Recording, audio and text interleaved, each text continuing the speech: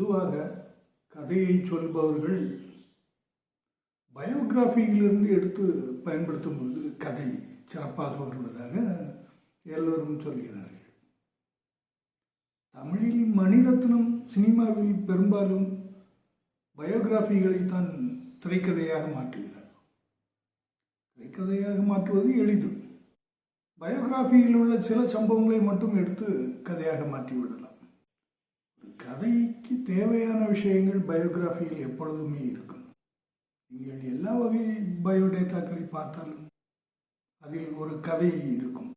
திரைக்கதையாளர்கள் பெரும்பாலும் பயோகிராஃபிகளை விரும்புகிறார்கள், நம்புகிறார்கள்.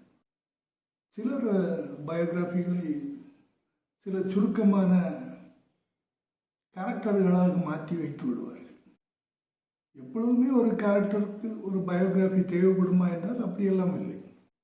கற்பனையான கேரக்டர்கள் நிறைய இருக்கலாம். ஆனால் ஒரு பயோகிராஃபி கேரக்டரை உள்ளே செலுத்தும் போது திரைக்கதை மிகவும் இயல்பாக வந்து விடுகிறது. மணிரத்னம் அதை புரிந்து வைத்திருக்கிறார் என்று தான் சொல்ல வேண்டும். அவருடைய எல்லா திரைக்கதையிலையுமே ஒரு பயோகிராஃபி பேக்ரவுண்டு இருப்பதை நாம் பார்த்திருக்க முடியும். திரைக்கதையில் பயோகிராஃபி இல்லை என்றால் அவர் மணிரத்னமே இல்லை என்று தான் சொல்ல வேண்டும். பயோகிராஃபிகளை அவர்கள் எப்படி பயன்படுத்துகிறார்கள் என்பதை விட அந்த நுட்பம் ஒரு அபரிதமான உணர்வுகளை தரக்கூடிய விஷயம்